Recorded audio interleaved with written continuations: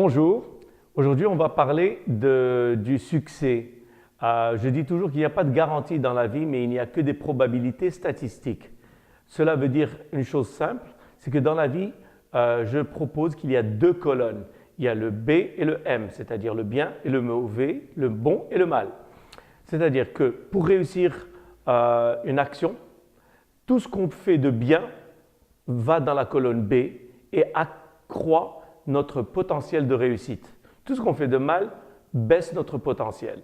C'est-à-dire, je vous donne un exemple simple, si je vais à un entretien d'embauche, si je suis bien habillé, je viens à l'heure, je suis bien parfumé, je parle bien, tout cela fait en sorte que j'ai plus de chances de réussir. Si je suis mal habillé, je viens en retard, je ne sens pas bon, je ne sais pas parler, ben j'ai moins de chances. Maintenant, même si j'ai tout bien fait, je suis bien parfumé, je parle bien, ça ne veut pas dire que je suis garanti d'avoir cet emploi, tout simplement parce qu'il y a d'autres facteurs dont je ne suis pas conscient.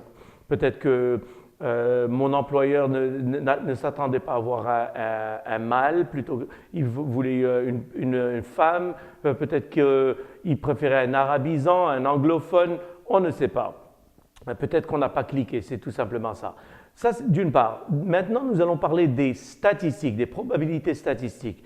Je vous donne un exemple concret. Imaginez que vous rouliez à 160 km/h dans une petite ruelle. Il est très possible que vous passiez à 160 km/h et que vous n'ayez pas d'accident. Il est aussi possible que vous rouliez à 15 km/h et que vous ayez un petit incident, que quelqu'un sorte en bicyclette, que vous le heurtiez et qu'il y ait un petit impact. Donc, ça veut dire si on était à voir cette situation de manière isolée, on se dirait, vous voyez, il n'y a pas de raison ou de logique dans le hasard. Je roulais à 160, je n'ai pas eu d'accident. À 15 km, j'ai eu un accident. En fait, ce n'est pas ça. Il faut multiplier par 100, ce qu'on appelle le pourcentage. Donc, alors, on va prendre cette voiture et on va rouler à 160 km/h dans cette ruelle, mais nous allons le faire 100 fois. Donc 100 fois, nous allons prendre notre voiture et rouler à 160 km/h dans une petite ruelle.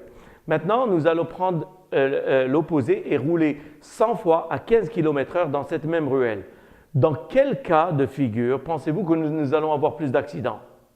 Naturellement, nous allons avoir beaucoup plus d'accidents lorsque nous allons rouler à 160 km/h les 100 fois. Également, si nous prenons quelqu'un qui fume 3 paquets de cigarettes par semaine, par jour plutôt, et que nous prenons quelqu'un qui fait du sport et qui ne fume pas. Il est possible que la personne qui ne fume pas ait un cancer et meure à 30 ans. Et il est possible que la personne qui fume 3 paquets de cigarettes s'en sorte pas mal et qu'il n'ait pas de problème de santé et meure à 100 ans. Maintenant, si on voyait ça comme cas isolé, on se dirait, ben, vous voyez, il n'y a pas de raison dans le hasard. Par contre, si on multiplie par 100, nous prenons 100 candidats qui fument 3 paquets de cigarettes par jour et nous prenons 100 candidats qui font du sport et qui ne fument pas. Dans quel cas pensez-vous que les candidats A et B se porteraient mieux? Ceux qui fument 3 paquets de cigarettes ou ceux qui font du sport? Le cas est évident. Donc, dans cet exercice, nous avons vu qu'il n'y a pas de garantie dans la vie, mais il n'y a que des probabilités statistiques. Si vous voulez accomplir quelque chose, il n'y a pas de garantie que vous l'obteniez la première fois, mais si on continue, on persévère, statistiquement, nous avons beaucoup plus de chances de réussir. Bonne chance!